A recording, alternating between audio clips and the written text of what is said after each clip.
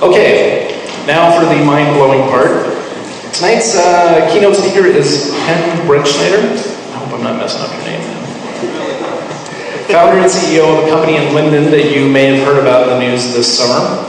The Void is taking virtual reality in some radical and immersive new directions, but this is not Ken's first rodeo when it comes to entrepreneurship. In 2003, he founded DigiCert, which rose to become one of the largest and most important issuers of SSL digital security certificates in the world. That was just a warm-up. Since then, from video game development to film production, video effects studios, cause-driven businesses, visionary real estate development, Bretschneider's entrepreneurial impact is very real. I have been through a demo of the virtual reality experience they are building with his team in Linden, and this was several months ago. I still think about it all the time. As someone who makes games, and especially as someone who loves games, this is phenomenally exciting what they're doing. And here to tell us more about it is Ken.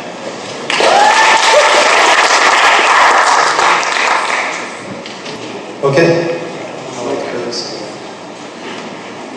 So, my name is Ken Bretschneider. This is Curtis Hickman. And Curtis is our COO, one of the three founders of the company. We have kind of a fourth founder. I want to kind of make you stand up, sir.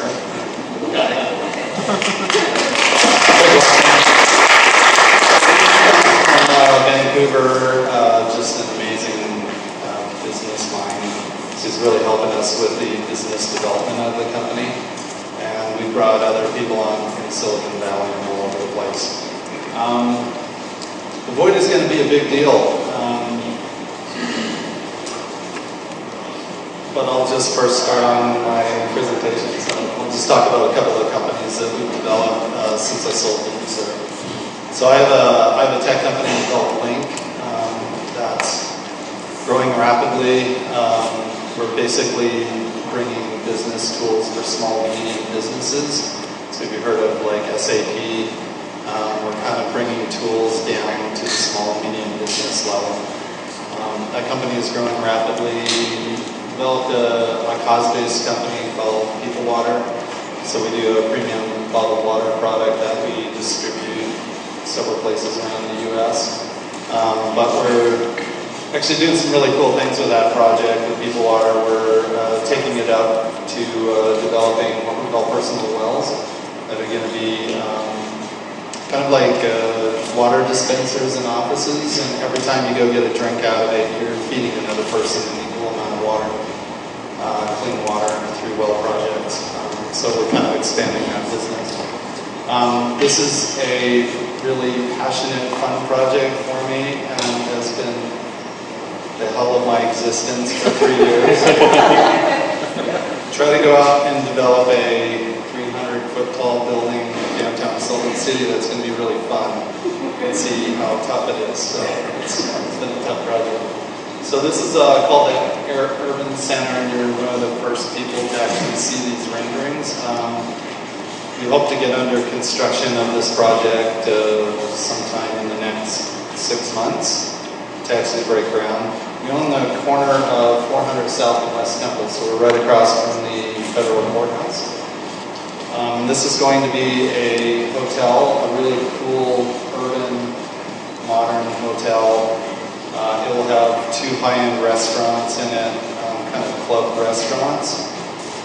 It's going to have a 21 and over pool club on the top of the hotel podium, and we're doing a very, very high-end dance club. Also inside of it called Fallen, which I think is kind of fun to play outside the city strictly. It's really an amazing project, very expensive project. It will certainly drive some amazing development in downtown Salt Lake City. So we're trying to make an investment. I put a lot of my own personal money into several of these projects, just because I didn't want to sit on a mattress full of money. I wanted to put it to work. So our big project is The Void, and this is a very passionate project for all of us. Go ahead and start that.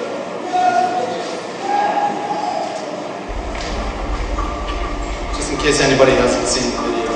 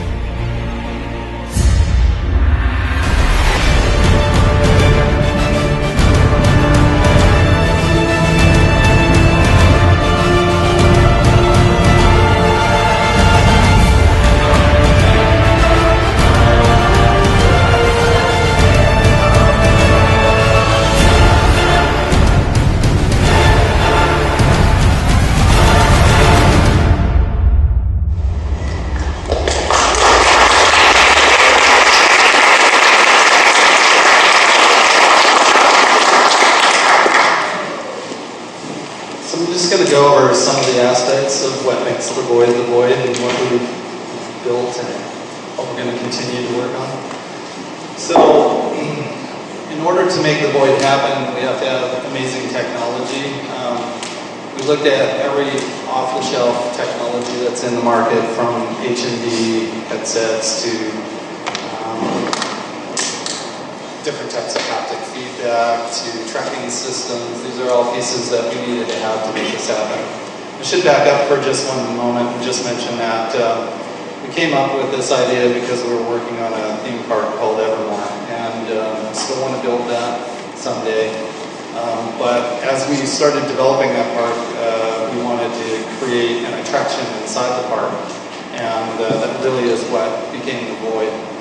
And so we extracted it out, feeling like it was a bigger idea than just putting it in just one theme park. It was a good bet, so things have been really escalating very quickly for us. So the 5 key pieces of hardware.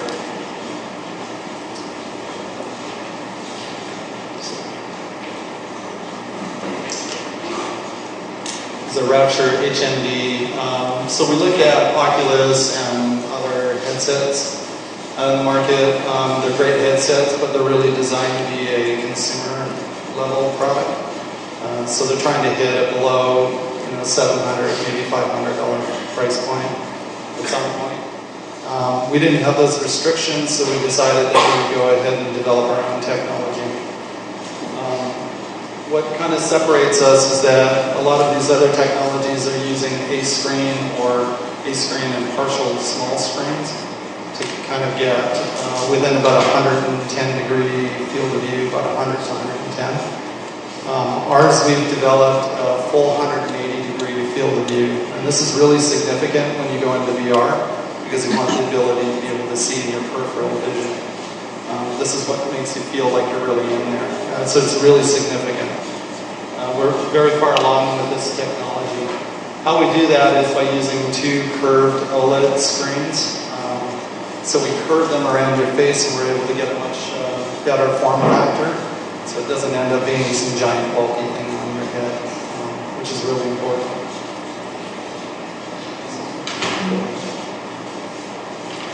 So then we have the Rapture vest.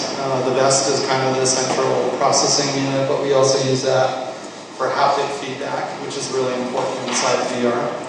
And we can explain a little bit more of the kind of effects, but imagine walking through a portal.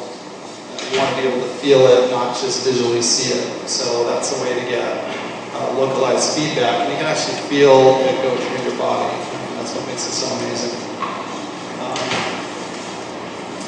We have the Rapture gloves. This is an important part of the body tracking system that we're developing, and is actually, in fact, part of our global tracking. So I won't put too much time on this. It uses customized IMU sensors on it for tracking finger details, finger movement. But this is absolutely the best way to do tracking at this point. There's a lot of tracking that is using cameras.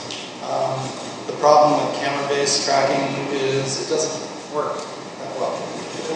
Most of the time it doesn't work.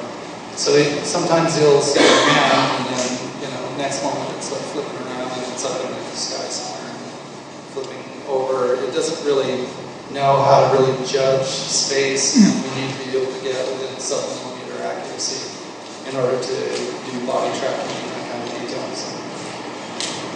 And we're developing a whole bunch of peripherals to use inside the environment. Again, when we looked at everything off the shelf, couldn't find what we needed. Most of the stuff didn't work very well. So we're developing our own peripherals, and it's part of our own tracking system. This is an example. This is a gun that we've designed inside the environment. So it can operate in many different modes. You can shoot, but you can also use other modes to change the weapon and how it shoots. It has haptic feedback in it. Really, really cool device. Now we get into computing. So again, we looked for any kind of off-the-shelf solutions we could find. Couldn't find what we needed. So we become further technologists. So, this is what we call the backtop computer. We actually trademarked that term. So it's going to be the concept of wearing a computer on your back. And this is being designed in combination with a group out of Asia and a very large GPU graphics processing company that we all know and love. So if you do any gaming, you know the name of the company. I can't mention it right now because we're still in development. So, but it's you see how small that computer is. That computer is incredibly powerful. For graphics processing power in VR, you've got to exceed about 100 frames a second to really do it right. We wanted it to be completely wireless, and we wanted it to be light, and we have a big concern about battery power. So we developed this amazing system to be able to handle all of those things, and it's very powerful. I would almost compare it, I think by the time we're done, we're going to get very close to a very, very high-end desktop system, gaming system, so on the back. So this is one of our key, probably most important technologies that we've been in development. It's actually been in development for 6 years. We found a group that had been working in a garage for many, many years, and that's where some of the coolest technologies come from. What makes this technology so powerful and why we saw the vision in it and decided to make the investment to kind of take it to the next level is because it's everything in VR. If you talk about being able to be mobile inside VR, tracking systems amount to everything. And it's got to be fast, it's got to be accurate. So this is, I'm sure a lot of you have heard of Valve's Lighthouse tracking technology, if you're into gaming. Lighthouse is, I think, probably one of the best tracking systems developed to date so far, except for ours. So Valve uses what they call a sweeping laser. So it's a laser on basically a hard drive motor, and it's dumb. It just sends light out. And then it has a sensor on the human being that can track from the laser to the person. And it also uses an LED light. So it's looking at the two modes of light and judging distance from it. Ours is what's called RF tracking, and it uses radio frequencies in the ultra-high band. And it's dumb too, except that it can transmit out an ID. That's the smart part of it. The smart part is that we're going to chipify the receivers, so there'll be small chips that will receive the radio frequencies and can use what's called time of flight in the picosecond range. And all that means is that we can track in sub-millimeter accuracy. Right now, currently in the kilohertz range, so that's thousands of cycles per second, not like 60 hertz or 90 hertz. It's incredibly fast. It's almost overkill, but we want as much speed as we can possibly get out of it, because there's other bottlenecks. This all comes together in what we call body tracking. So it becomes part of our body tracking system. So imagine a small chip on 2 pairs of gloves and around your ankles, and you're able to now control whole skeletal system, but using global tracking. What that means is we don't have drift issues, we don't have issues of it not being accurate inside the environment. We can perfectly map avatars inside our environment. So this is where the cool stuff starts happening. So everybody says enough with the technical stuff. The cool stuff is that you can actually step into another world with other people and be an avatar and play any character that you can possibly imagine. We can have actors playing avatars. We can also have actors controlling creatures. So they can take the form of a creature and actually puppeteer the creature, and it can interact with you. So we're not just relying on artificial intelligence and game design, but we can actually control it with human intelligence. So this all gets wrapped up in a pretty package called the Void Virtual Entertainment Centers. So we had to think of a business model that made sense and that we could really drive this globally and build something huge.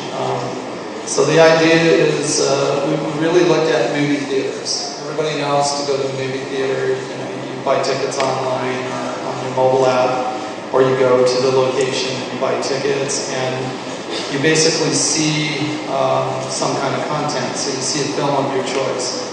So we'll just say it's Interstellar, and you go into theater 2, and you have your seat assignment in there. Well, we wanted to kind of mimic that system. So what we have at the Void Virtual Entertainment Centers, we call them VEX, is basically like a futuristic IMAX movie theater, if you would. And the idea is that you step into a place that you get to live a movie or live a video game instead of just watching one. So it's a different form of entertainment. It is not, despite what everybody says online, it is not going to destroy movie theaters and that experience. It's different, right? I love movies, and I love sitting down, being a captive audience, and just watching a movie. This is just something different, where you get to explore new worlds and go do new things, and it really is limitless on what we can do. We can put you into any kind of style world that you can think of, and almost any kind of gameplay, but it can also be educational, it can be puzzle solving, it can be all kinds of things, right? So it could be a haunt experience, because we can scare the crap out of people like you wouldn't believe. So it's really amazing what we can do. So as part of our centers, we want to create style in our centers. One of the things we never want to become with our VEX is become kind of the Chuck E. Cheese of the virtual reality world. We don't want to create something that gets dated. So we want to be very careful to create a style. So the kind of style is very urban. Again, it's not going to ever get dated. And what we want to do with it is to create kind of entertainment before the entertainment. So in our retail section, we have kind of a food area, and we also have kind of a concession area, and it's all loungy, kind of like what you're enjoying here today. But it's set up to be like a museum. So we're creating kind of a history of the Void.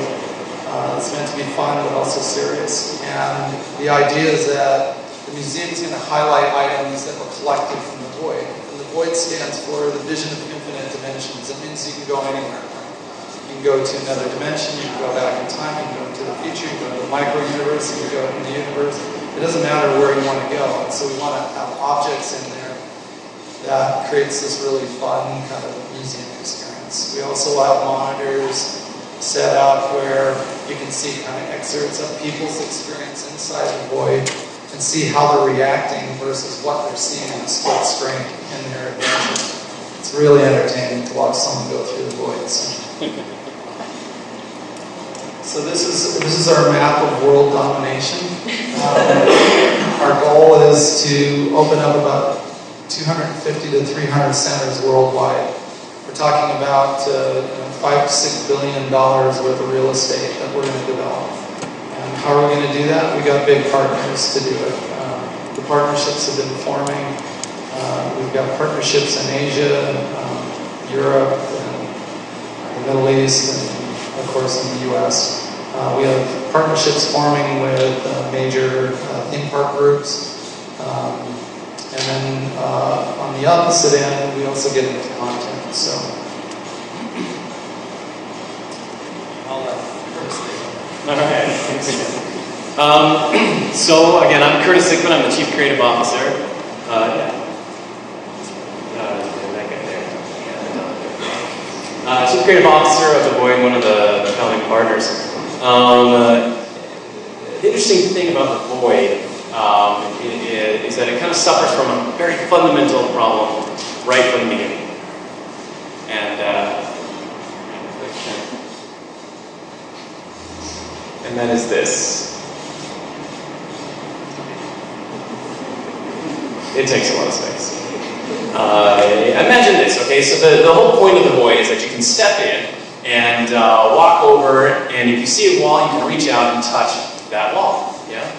Well, that's great, but in order to do that, I gotta build a wall there, right? So if I give a player a choice, if they're gonna go left or right, then I gotta build all the walls to the left. They gotta build all the walls to the right. Okay, great, walls to the left, I'm gonna go left, and then I get another decision, left or right. Great, gotta build those walls out. Pretty soon, this grows exponentially until I have a space the size of a convention center filled with walls, just so I can get one person through their experience. That's a problem when you're trying to make a commercially viable business. So we had to solve this, and I come from a magic background, and I needed to create something that was impossible. And I brought this box. I don't know if anybody noticed, but I brought a box up with me. Actually, would you mind holding this? Yeah. This is a box given to me by a man by the name of Luber Fiedler, who's no longer with us, but he was an amazing magician from Europe. He sent me a box, and inside of that box was this other box. Okay. Open that box, take out the smaller box. I check that out, and inside of that, it's nothing. That's weird, I thought, but then I realized one day that the bigger box fit inside of the smaller box. And I basically had a space that was bigger on the inside than it was on the outside.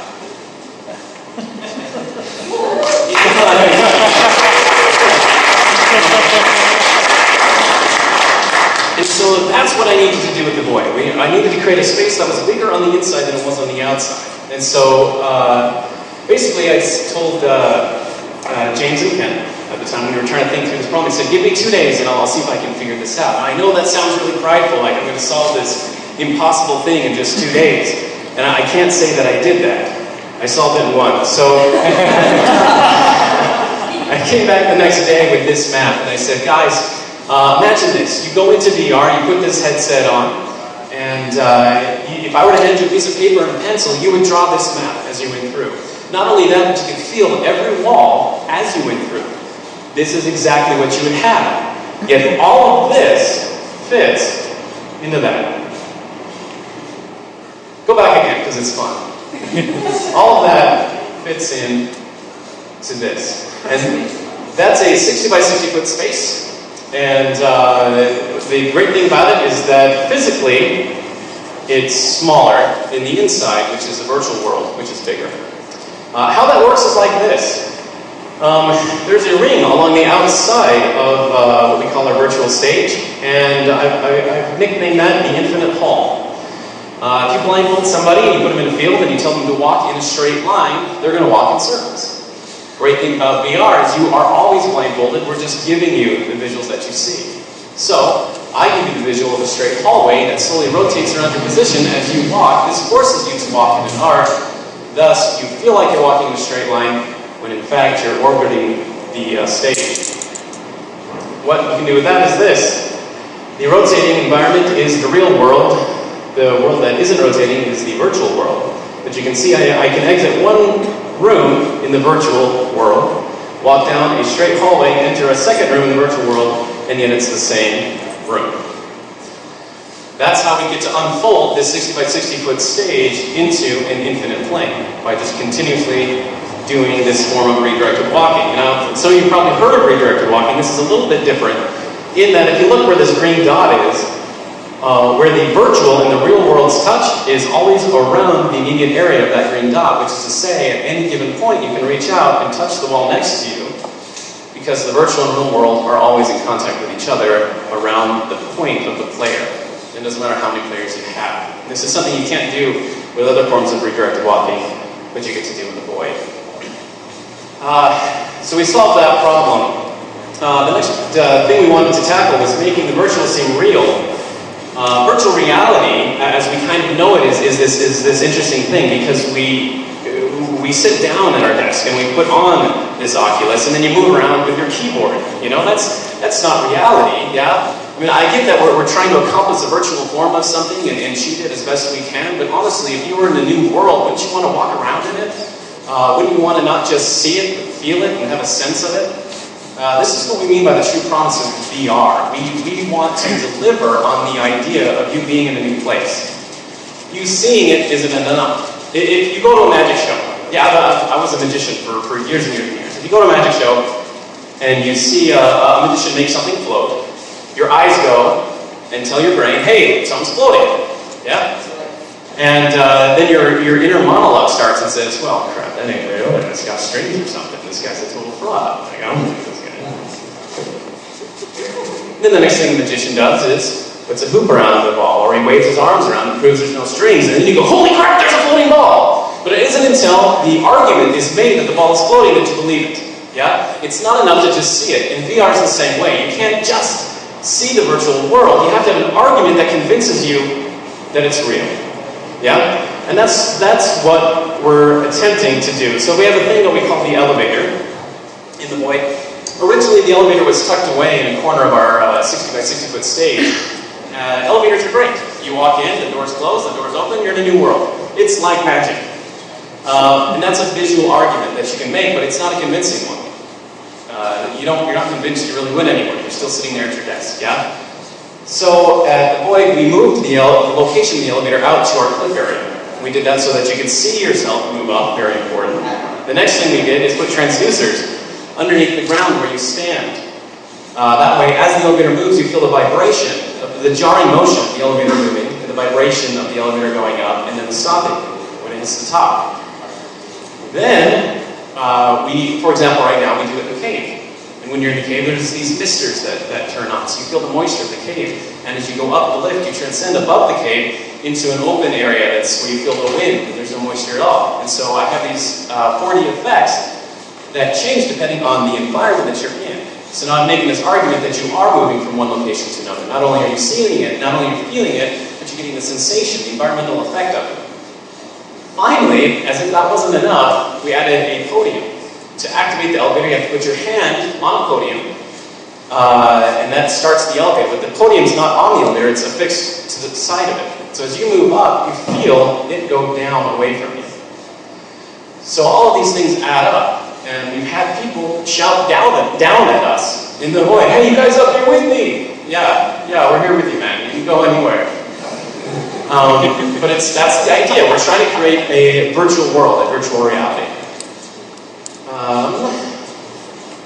Content. So right now we have in-house content being created at the Void Games.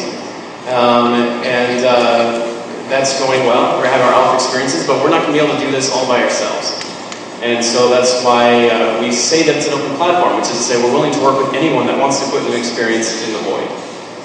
It's important for us that we reach out to outside artists. The great thing about the Void is that it really doesn't take as much work to do an amazing Void experience as it does to create like a AAA title. It's a 20-minute experience, and people are limited by how fast they can walk through that experience. So these worlds aren't that big. You can do chapters and make the experiences longer as you go along, but each individual experience is really not that huge. And so you can really put a lot of time and attention into the detail of it and to the experience of it. And it's great, especially I think for indie developers to participate in. Lots of opportunities there, licensing, royalties, etc. This is from one of our current alpha experiences, where you go in as a Marine, you shoot giant alien spiders, cybernetic drones that fly at you, and yes, there's an alien in that pod that breaks through the glass at you, and you feel the burst of the glass as he comes out. This is a new experience that we're working on that we call Poly Defense. Basically, it's like Horde mode, or a tower defense game, where you are protecting these crystals, and you're in kind of this desaturated world, and you're there protecting these crystals that are returning color to the land, but these creatures are coming to destroy the crystals, and so you have a wand, and you cast spells, and you set up traps in order to protect the crystals and return the world to its former colorful glory, like you see. And so that's all we've got right now, and we'd like to open it up for questions. Yeah, here first. Go ahead. Okay, two things. Did you guys ever experience the virtual world entertainment, the Battletech centers, which I thought of when I saw your museum? And secondly, have you read the Dream Park series by Niven and Barnes? Awesome. All right, two-part question. You want to say good? I've never been to the Battletech Center. I've done the Battletech stuff back in the day. I loved doing those simulators. We have simulators at the Void. We didn't actually talk about that, did we? And so one of the things for example, that we would love to be able to do is take our simulators, have mechs, and then have people on the ground in the virtual stages, and then combine those two experiences together. So you got your buddies who are in the mix, your friends that are on the ground, and they're playing and fighting. You can also take virtual stages that are in the same building and map them together, or even across the globe and have them play. So, you know, my Chinese friends and I can actually play in the same virtual space at the same time. Dream Park, I've never read it. So there you go, I haven't read it. But I hear everyone's like, oh man, you gotta read that. But it's on my list. I'm just curious about how you guys approach prototyping. So you have the challenge of creating a digital space as well as a physical one. So when you're coming up with a new level or a new idea, how do you wrap a prototype without wasting too much of your resources while doing so? Yeah, no, great question. What we do first, the first thing we do is grayscale everything. Because the first, most important thing is making sure that the map works and matches our physical environment straight out of the gate. And so, for example, this level we have right now, we call Dimension 1, is this old Mayan temple. And it's really pretty right now. You go around with a torch and kind of discover areas and booby traps and this sort of thing. But that all started as like the boringest grayscale space you could ever imagine. And we tested the elevator in it, we tested different effects in it. And it's really this kind of a slow process. You know, as an artist, I really want to get to like the beauty of the graphics and the gameplay and all these things.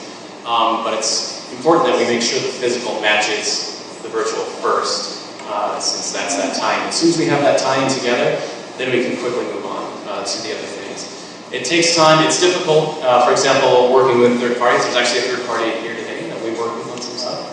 And raise your hand. It made an awesome experience for us. And we gave them a map and we said, hey, we want you to, you know, do what you can with this. And so they just took our map of the physical world, mapped stuff onto it, gave it back to our integrations team. The integrations team made it fit the space, and then we had it up and running in the void in a matter of like a day. And so our goal is basically to create an API or a kit that we can send out that can be used by third-party developers in order to create experiences in the void as easily as possible. So, how are you integrating the UI into the gameplay by still keeping that real-world experience? Like, is there going to be some kind of like computer, and I'm going to come in there and do that, or yeah, how are right. you guys going to integrate that? Yeah, so I think every experience is different in that regard. One thing we're doing right now is Unreal Tournament in the void, where we're taking a little Unreal and sticking it in there. And the hard part about just creating like an interface or something you can interact with while you're in the experience is that it's weird, right? Because the real world and the video game will really get separated at that point. So for example, in Unreal you have a gun, and so a lot of our kind of interface is on that gun. You turn the gun sideways and an interface comes up that you can interact with. You turn it back around, interface is gone, and you're back in the experience. Also, checkpoints throughout the experience, ways that we can incorporate it that way. And beyond that, honestly, it's more like changing the experiences so that they're not so dependent on a UI in order to make them work, if that makes sense. Because it's kind of, you're making the real world, and you just kind of have to adjust your gameplay to match. Yeah. Go ahead. How competitive are you think we're letting these games become? Are you ever thinking of getting into esports? Yeah, we're actually talking to quite a few esports groups.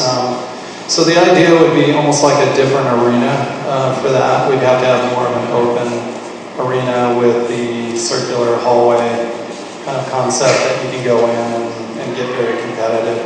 Our equipment is completely mobile, so you can move around really fast in it.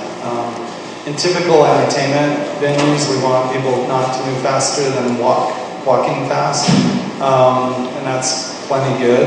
But I think in those competitive environments, we need people to be able to move around quickly. So. But that's definitely an area that we're tackling. Quick note on that, actually, that's just kind of fun. It's difficult, like Ken said, that people run in the void, mostly, well, in part because of safety, but also because we don't want them crashing and destroying thousands of dollars worth of equipment that they're wearing.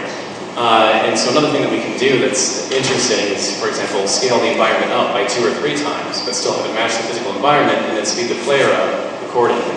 So if I take one step forward, it equals like 2 or 3 steps in the void. And we were worried we'd get some motion sickness out of that, but it's actually pretty good. It's actually an interesting feeling. You feel like kind of like the Flash. And so there's some kind of fun stuff we can do with that as well. So a key component of data design is failure. How does failure work inside of that experience? Failure? Yeah, failure is It's different, right? So we have real people in there, so we have to do some interesting things. We can kind of respawn them back into the environment, but you have to be kind of where they're at because they're physically inside the environment. But what we can do is in the player's character and their avatar indicate that they're spawning back in, give them a certain amount of time to reestablish themselves in the environment. There's lots of other things that we have to deal with because we're allowing people to transverse not only distance infinitely inside a flat plane, but they can go up levels and things like that. So, they can go through a portal, or they can be beamed up to a ship, or they can go up an elevator and go up to upper level of building, and you can be battling each other. So we have ways to kind of work with that through gameplay to make it work inside that environment. So things such as ghosting their character and putting a warning if you get too close to their actual physical character, but still seeing the character up high. So show the character is close to you, actually on the ground plane level, not too distracting, but warn you that there's a physical person there. But you're shooting at each other, and you're on the ground and they're up higher. We can do things. Curtis has come up with some really brilliant ideas as far as also integrating characters that would exist inside that world. So in other words, your player character may be in another location, and if your player and the other player are close together physically, that player can take on the persona of just some almost like an extra inside the environment. So you don't really pay too close attention, but you're aware that they're there. They don't pull you out of the environment.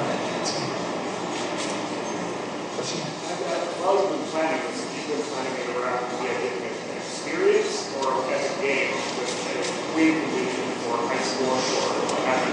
All of the above. So the Void, we want it to be an entertainment center. So the idea is that you can go there and experience almost anything. So every quarter we plan on having new content that's rotating through. It's just like going to a movie theater and selecting different films that you want to go see. So in some cases it may be gameplay. In other cases it may be very theatrical type of experience or social type of experience. So it could be education. We can do a lot with education. So if you think of our centers, the daytime, you're not going to get a lot of entertainment, so we're going to really accommodate educational experiences and corporate events and those type of things. At night, we have more entertainment, and on the weekends, we have more entertainment. And those will vary from gameplay experiences, it could be puzzle solving. I mean, I imagine being in like a Harry Potter world. I'm not saying that we got Harry Potter, but that would be an incredible thing to go into, right? We can also change what we call a rating system on the fly. So unlike a film where you have one rating and that's it, when you go into it, if I went in with my lovely wife into our haunt experience, I want to get the really scariest thing I could possibly get thrown at me. She does not want to get that. But we can both go in and enjoy it together because we can do a rating system on it. And she gets a more pleasant version of that haunted experience. How did you or have you had to tackle the stairs in the virtual environment?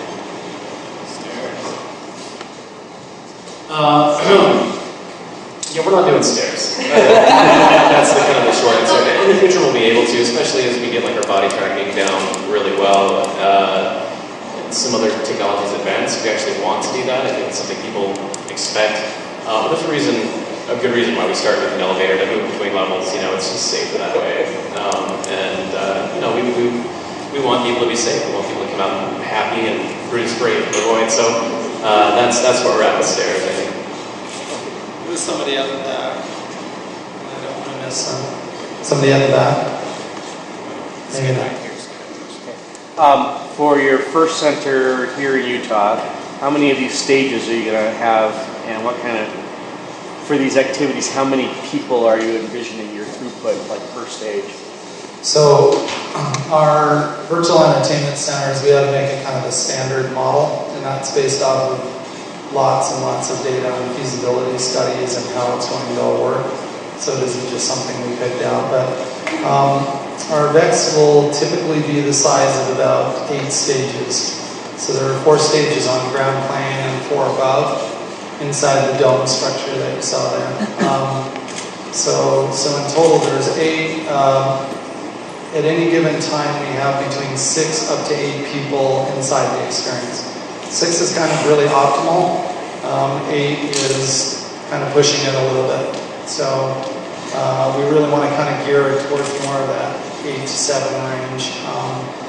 And people can also book the virtual stages also. So for example, if someone just wants to go with their friends and their family, they can just book it out, you know. They don't have to just go with strangers. But what's neat is when you're in the virtual world, you don't care as much about that because you have your own persona.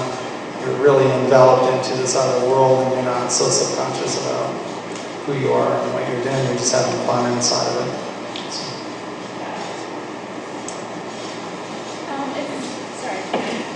Is the experience going to be accessible to all abilities? For example, like wheelchair accessibility or someone who maybe has one arm? That's a good question. So we're making them ADA accessible, but it's going to be difficult. I mean, there's certain types of gameplay, and it's just like laser tag or going into paintball or anything like that. There's certain type of things that are very difficult. We are trying to make it accessible, and we're going to try to have experiences. There'll probably be certain stages that are designed to kind of house that more. So we'll have probably at least 1 or 2 in a given facility that people can go into, and we can accommodate it better. And even theoretically, there are experiences we can make that the blind can go through. I know that sounds weird for VR, but again, we have a physical world that you go into, and because that exists, the potential to do an experience for the blind also exists. When you take on partners, sometimes it can be complex IP issues. Do you guys come across any IP issues during the development of it, or working with content providers that you found challenging and just maybe ways to overcome them? Yeah, I mean, I think we're just starting. Again, we're a startup, and we're really digging into that. We have really significant license deals happening and big partners. So we're working with major studios, big game developers, educational groups, and other forms of entertainment. You know, even novelists, graphic novelists, things like that. I think there's always slight challenges, but what we've done is we've spent a lot of time creating a standardized model that everybody seems to be buying into so far. And we'll learn more as we go along, but the whole idea is that we're sharing a percentage of top line revenue from ticket sales, and then they'll either be developing it and we'll be integrating, or we'll co-develop, or Void Games will develop the experience on behalf of the licensed product. So there's lots of variables that come into play. I think another thing that's important to mention, just since this is all about Utah, is we are developing our campus here. So we're staying in Utah. We're going to develop everything worldwide. It's going to happen out of here. I mean, obviously there'll be centers in other states and in other countries, but we're going to create our whole Void Games division, Void Simulations division, and other things are going to happen right here in Utah. Our corporate headquarters are going to be located in the Air Urban Center that I'm building downtown Salt Lake. Our campus will be down in Utah County. This is just more technology happening down there. So we'll have our campus down there right by our first virtual entertainment center. So we use that as our first beta center, and then as it goes to become a full center, we can still utilize that as a team to do our testing and what have you on that. But it's going to be very substantial. We're going to hire a lot of people in game development, content creation, all kinds of areas of creative areas, but then we also have hired a lot of technologists, and technology is going to be ongoing. So we have a lot of engineers in-house, but we also have to contract out pieces of that. So how much are the tickets going to cost us to be able to go and have this amazing? This is good. This will be our biggest group to get a. I'd actually I'll throw that at you, and I'd love to, if you think that it's a fair price, then I'd like to see a raise of hands. How's that sound? So our experiences will be a half-hour experience in total. If you've ever been in VR, a half-hour experience is a lot. I think it's considerably more than going to a full film, but you have to kind of experience that to really understand it. So in a half-hour experience, we're looking at targeting about a $29 to $39 US price point for a half hour. So just by raise of hand, I want to see how many people think that that's a price that they'd be willing to pay. 29 or 30? 39 might be something like Star Wars, okay, or Harry Potter. So the whole idea is that the price point will change a little bit depending on the content. If we have to pay more for the content, then we have to adjust the price, right? We're not trying to make more. What we're trying to do is just offset the cost that we have to pay for the content. It's much like if you look at a movie theater in Utah. If you go to an IMAX movie theater here and you go see a film, you might spend $11 and you're going to spend some concession money. But if you go to San Francisco, it's going to be well over $20 just for the tickets. It's considerably more expensive because everything costs more there. To build the center, here in Utah, we might be looking at a price point of $9 to $11 million. But in San Francisco, we'd be looking at well above $20 million to build the same center. More than double the price, probably, in most cases. So we have to be able to adjust prices depending on the market we go into, the content we have. But that's the general price point that we're targeting. We think it will be quite successful. That was a good show. Yeah, just really quick. I like to think of it like I took my family to Lagoon recently. It cost me $1 gazillion, and I waited in line all day. Also I can have these short, high-impact experiences. These really, amazing experiences. If I added all that time of how much time I was on those rides and having those experiences, I don't even think I'd get to 30 minutes. Yet I still have to spend all day being miserable just to get to what little time I had.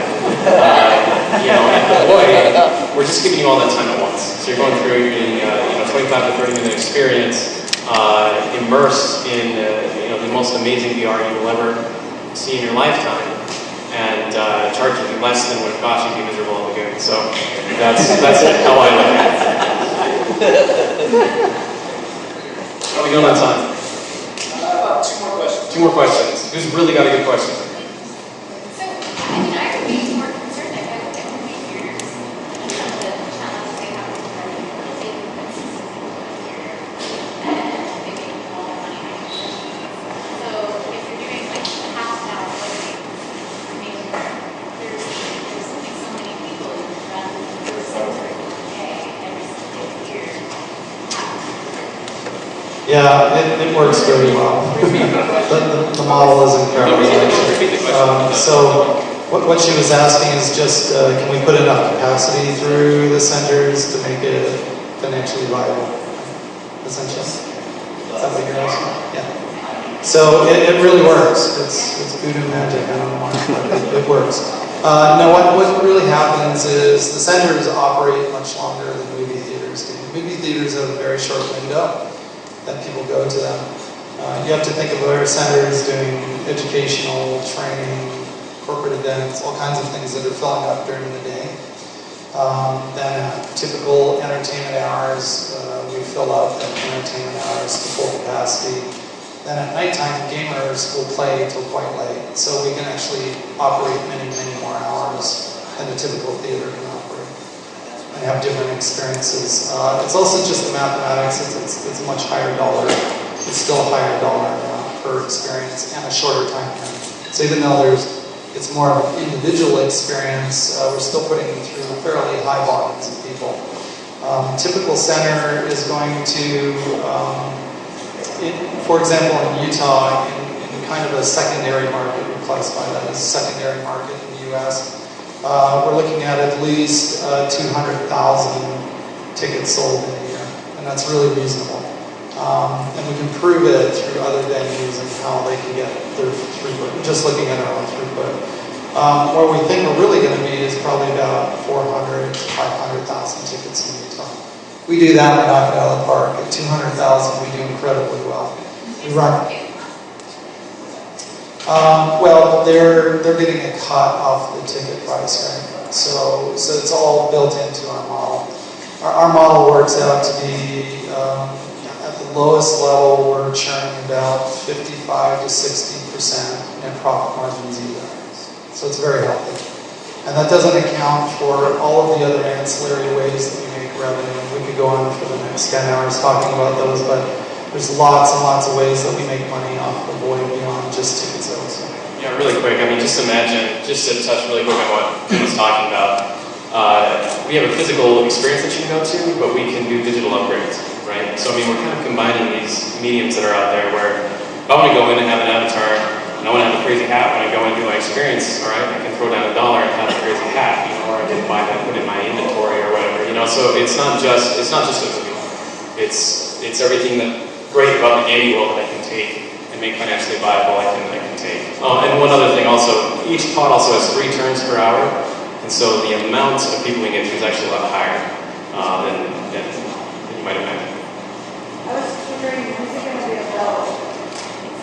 When's it going to be available? Summer next year is when we open the beta center down in Pleasant Grove. Instruction starts hopefully in October. Last question, really quick. I'm kind of interested in that there is a very human aspect to what is still a virtual environment with your actors and your crew. So what is your kind of proportion or percentage that you're aiming for as already kind of predetermined, coded into the game and actual, a little bit more unpredictable live action kind of human crew aspect? It will really vary depending on the experience that we put out. Some experiences don't require anything because of just sheerly exploration, right? So you're just going around exploring, puzzle solving, going inside the environment. Some we can use a lot of artificial intelligence because it just works well inside the environment. Others we may have specific characters designed for it. So more of a educational experience. Say you go back in time and you go visit cultures, and so you go back to an old ancient village and you go and explore that village. And we can have digital actors, but we certainly want to have some real actors that you could even ask questions of, you can communicate with them. And we plan on doing some weird things like almost like a real-time translator. So it's almost like they're talking in another language and then being translated out to in real time because we got this technology on it, because you went and visited it. But again, there's also other aspects to our centers that we didn't spend a lot of time on, and that's our motion simulators. So imagine having a dozen motion simulators inside of them. 2 people can get into those, and you go into submarines and you go down into an ancient ocean. But you're not on rails, you're actually controlling something. So you're going down into there and exploring around with your friends. You see each other, you can even park in front of each other and wave at each other with your avatars. And those are the things that we can do in the void. So. Thanks, guys.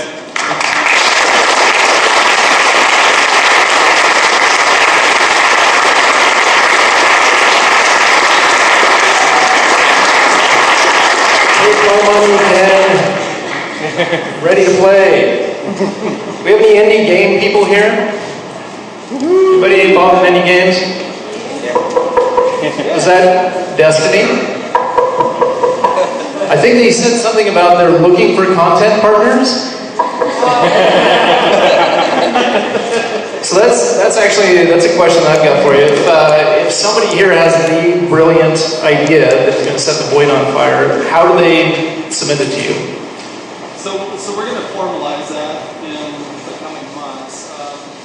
We have some partners some very large partners that we're launching some major content as we roll out our first center. But again, that's only one center. So as we start rolling out multiple centers over the next few years, we're going to formalize kind of that process more like just like Sony PlayStation or Xbox or anything. We'll have an SDK, we'll have a formal process for submitting projects to us. We're going to look for good projects, so they're going to have to be innovative and cool, but it's really a level playing field. It allows small developers to be able to go in and with a very creative team of people be able to develop something at a significantly lower cost. And if we implement them into our centers, there should be very, very good returns for that developer within our system. It's very difficult to go, on a PC platform or the gaming platforms to really compete anymore, just because the large companies kind of dominate that with very large budgets, right? It's kind of what's happened in film too. I come from the film world, having done film production, and it's very, very difficult to do really independent film anymore, because the high budget stuff really garners all of the attention from theaters, and it's just hard to book space. And if you don't go into the theaters, even the digital world now, it's hard to get into. So we're kind of an ultimate equalizer that way. We provide a really great opportunity, even also for universities and colleges that have development programs as well. This is really exciting stuff. Thank you very much for coming and sharing with us tonight. We really appreciate you giving us some time out of your schedule.